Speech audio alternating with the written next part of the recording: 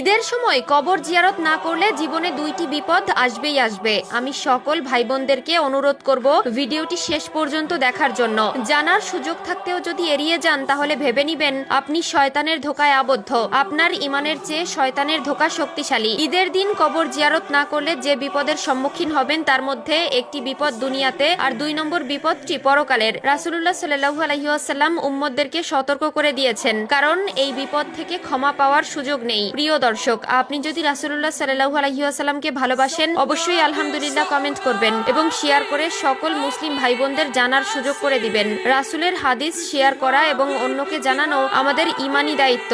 আল্লাহর রাসূল সাল্লাল্লাহু আলাইহি ওয়াসাল্লাম বলেন, যখন দুনিয়ার বুকে ঈদের খবর ছড়িয়ে পড়ে তখন কবরের জীবনের বাসিন্দারা দুনিয়াতে বেঁচে থাকা তাদের আত্মীয় স্বজন ও পরিবার পরিজনদের কথা স্মরণ করে এবং তাদের উদ্দেশ্যে বলতে থাকে, আমরা দুনিয়ার জীবনে ঈদের দিন আমাদের আত্মীয় স্বজনদের জন্য কত কিছু করেছি। আমাদের রেখে যাওয়া সম্পদ আমাদের বংশধররা কত আরামায়েশে ভোগ করতেছে। হারাম হালাল বিবেচনা না করে উপার্জন করেছি। এখন আমি কবরের বাসিন্দা, অথচ কেউ আমার খবর রাখে না। আজ তারা ভুলে গিয়েছে আমরাও একদিন দুনিয়ার বুকে ছিলাম। প্রিয় দর্শক, রমজানের বিদায় মানেই জাহান্নামী কবরবাসীদের আযাব শুরু হওয়া। নেক আমলের মাধ্যমে আমরা তাদের জন্য সওয়াবের ব্যবস্থা করতে পারি, দোয়া করতে পারি। 1 নম্বরে কবর জিয়ারত না করলে পরকালে যে বিপদের সম্মুখীন হবেন তা হলো আপনার বংশধররা আপনার জন্য কোনো দোয়া করবে না, এমনকি তারা আপনাকে বেমালুম ভুলে যাবে।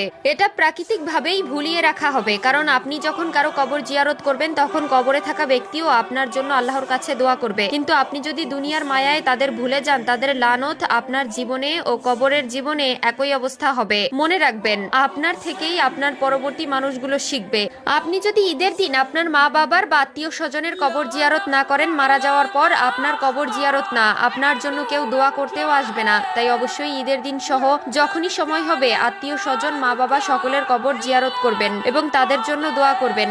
2 নম্বর হলো ঈদের দিন কবর জিয়ারত না করলে যে বিপদ জীবনে নেমে আসে সেটি হলো দোয়া কবুল না হওয়া। এটি সত্যি জীবনের একটি কঠিন বিপদ। আপনার দোয়া কবুল না হলে আপনার ইহকাল পরকাল দুইটাই যাবে। আল্লাহ যদি দোয়া কবুল না করে, আপনাকে ক্ষমা না করে, তাহলে আপনার জীবন বৃথা। আপনার দোয়ার অপেক্ষায় থাকা, আপনার নেক আমলের অপেক্ষায় থাকা কবরবাসী মানুষগুলোর লানত ও আত্মচিৎকার আপনার উপর থেকে আল্লাহর রহমত উঠিয়ে নিবে। আপনি আল্লাহর কাছে যতই দোয়া করুন না কেন, আল্লাহ তাআলা আপনার দোয়া কবুল করবে না। তাই হেলায় জীবন না কাটিয়ে কবরের জন্য উপার্জন করুন এবং মৃত মানুষগুলোর জন্য দোয়া করুন। রাসূলুল্লাহ সাল্লাল্লাহু আলাইহি ওয়াসাল্লাম উম্মতদেরকে সতর্ক করে দিয়েছেন, কারণ এই বিপদ থেকে ক্ষমা পাওয়ার সুযোগ নেই। মহান আল্লাহ তাআলা সবচেয়ে বেশি অপছন্দ করেন শিরককারীকে। আল্লাহর সঙ্গে কাউকে শরীক করা সবচেয়ে বড় গুনাহ। তিনি শিরকের গুনাহ কখনোই ক্ষমা করবেন না। সরাসরি আল্লাহর সঙ্গে কাউকে তুলনা করা কিংবা আল্লাহ ছাড়া অন্য কারো ইবাদত করাই শিরক। মহান আল্লাহ তাআলা শিরকের